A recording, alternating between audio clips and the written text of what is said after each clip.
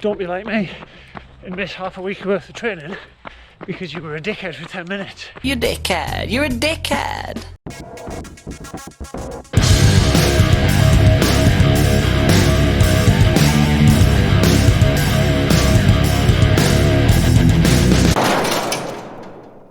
Welcome back to Cancer Corner. Just before going any further, I just want to say a huge thanks again to everybody who supported and donated to the funding for brain tumour research below over the last couple of weeks. Big shout out to my cousin Tash, who's done a lot of fundraising for us. And yeah, we're probably about sort of 25-30% of the way there so far to the 1 day research. But obviously we do want to raise a lot more than that, so I know it's coming up to Christmas and it's hard times, but if you are considering making a donation for Christmas, I'd love it if you consider that one. And also if you want to try to support myself through the training and the fundraising, if you consider subscribing below and giving us a like for the video, and let's get into the video. So yeah, so this weekend I made myself a really basic but very painful mistake, and that was just basically failing to warm up properly. I've always joked on about the comment, oh, the first mile's the warm up when you're running. Basically I went out to do a quick run on Sunday. I was rushing because I wanted to get back to watch the Rangers game and didn't really warm up properly, so I thought, well, I feel alright, legs feel good, we'll just go out, we'll get straight to the set. And probably within about 3/4 of a mile I pretty quickly realised I've pulled my calf there. So what I was planning on doing is doing sort of like a couple of 800 metre sets, around about 6 minutes a mile. And it was literally the first set, very little warm up, straight into the speed work, and a cramp quickly set in, and yeah, easy way to a calf strain. So that was on Sunday morning. Anyway, didn't think much of it. Went and watched the game, good result, chilled out, and then went and do my easy run in the afternoon. I got about 5 or 6 in, and the pain in my calf was just unbearable, so I basically had to cut it short and go home. So yeah, so basically because of one stupid decision and one really basic mistake of ignoring the warm-up, that was me out of action for running. Well, it's Thursday now, and that was on Sunday, so I've missed half a week's worth of good training, base miles. I've missed my hard session this week, all because of a stupid mistake. So I have managed to get plenty in on the bike, because really it was mostly steady miles with a bit of climbing on the bike this week. We've been continuing the Everest challenge, so really it was just hour and a half, 90 minutes, 2-hour bike rides. I've done maybe 3 of those, and I woke up this morning, the car's feeling pretty decent, had a good stretch, been using the impact massager on it every day, and yeah, it has eased up. I'm about 2 miles into this run now. We're only going to do about 6 miles a day, nice and easy. The heart rate's spiking pretty hard, so we're going to slow down and take it easy. That's because this entire drag's uphill, so heart rate tends to go up a bit.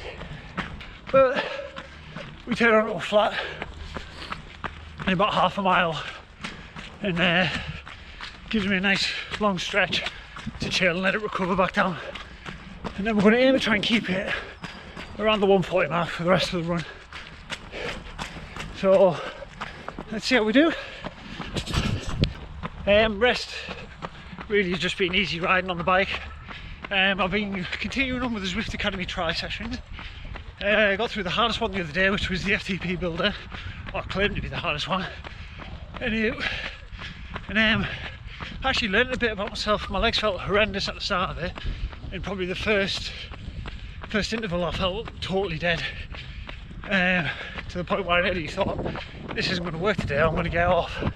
But I stuck it out, and the other 3 intervals were really strong. So I was really happy with those actually, so kind of learned a bit about myself upstairs mentally. That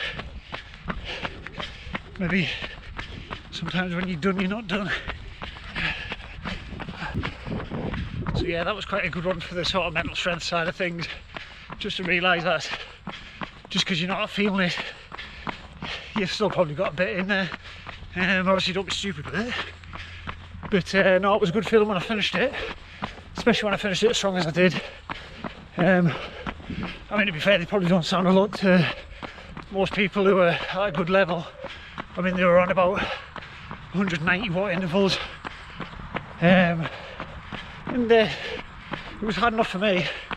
But obviously that's going to go up over the time that I'm doing them. That FTP number should increase, so those intervals should go up. And obviously the length of time you do them increases as well.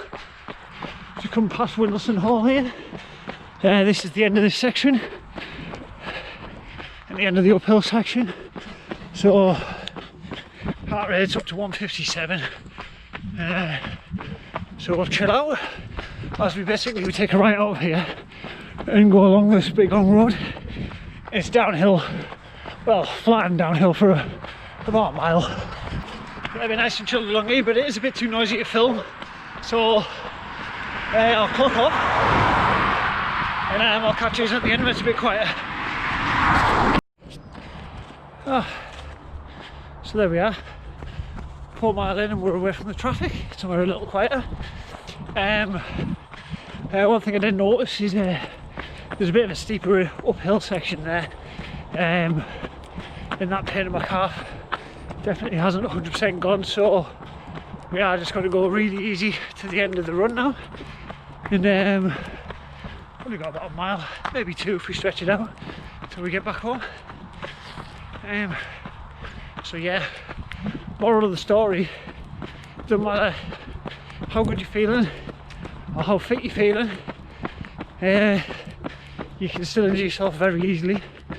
So just cover the basics, warm up properly, stretch, cool down properly, and don't be like me and miss half a week worth of training because you were a dickhead for 10 minutes. So, you know, tip of the day. Well, winter's probably here now. All the leaves are gone. It's looking well bare down here now. I think the last time I came along this route, took this detour, it was like a sweatbox, dead thick, green, everything.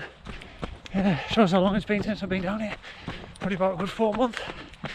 It's nice to mix the routes up a little bit so things don't get too stale. Part of the fun in running, I guess. Exploring about. Well, I'm going to walk this steep section just well, one, to protect the calf, but just keep the heart rate under control as well. So training wise, I've had a couple of decent weeks. Mileage wise, someone jumped the boat there. Squirrel. So I'll pop a screenshot from my log just along the bottom here somewhere. Basically you can see the week where I have the chemo, there's a good few days where it just gets marked as rest, nothing really happens. And really the easiest way back into training for me is cycling. It's much less impact and a very easy bike ride. It takes a lot less out of me on the chemo than a very easy run does. So yeah, I would suggest anyone go through similar treatment. Yeah, do that. Try and stick to walks. I mean, you could put some effort in for hills and walks and stuff. Usually take the kids somewhere nice. Obviously I've got to carry Millie around, she's 3 now, so she's getting to be a decent weight, but that's nice. But again, it's much less strenuous than running, or the bike on the indoor trainer.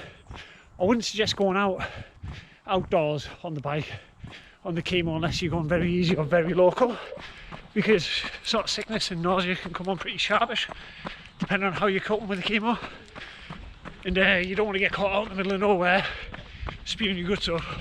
Whereas on the indoor trainer, if that creeps up on you, you can hop off and run up the stairs to the toilet or something and spew in the bowl. So it's not so bad then. But yeah, I mean, you've got to keep it easy on the chemo and just don't feel bad if you don't do anything. I mean, actually, on my chemo weeks, I quite like just jumping into bed and watching shite on Netflix. And gives you a chance to catch up with some things. I'll do some bits and bobs for the wife. And yeah, just recover. That's why you're off for, and that's what you need to do. So that has to be the number one focus. Training needs to take a back seat. Catch the throat. So yeah, even for what I'm doing, like for an Ironman, I'm still a long way away from the Ironman. So I can afford to just take that week totally off. And it does help massively. As the chemo goes on, the effects get worse and worse every month. So eventually I would imagine that week and a few days after will just be total rest.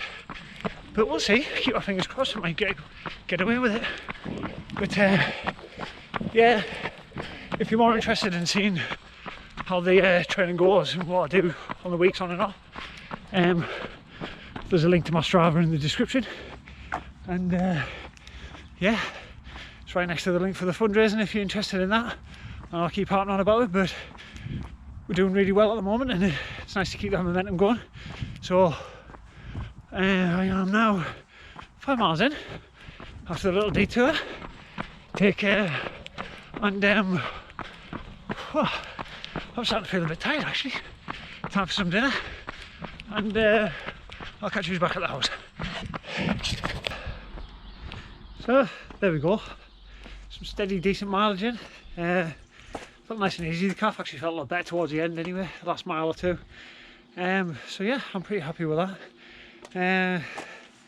It was 50 minutes for nearly 6 miles, so not too bad. It's actually not as slow as I wanted, but it felt dead easy in the legs, but the heart rate kept jumping up, so I have to do a little bit of work to try and keep that under control. But I've slept pretty poorly the last couple of nights. My daughter's been waiting us up, so I'm going to chalk it down to crap sleep and crap recovery. So right, speaking of recovery, it's about time for some lunch and get on with the rest of the training day. I think we'll be on the bike this afternoon, so I'll see you later.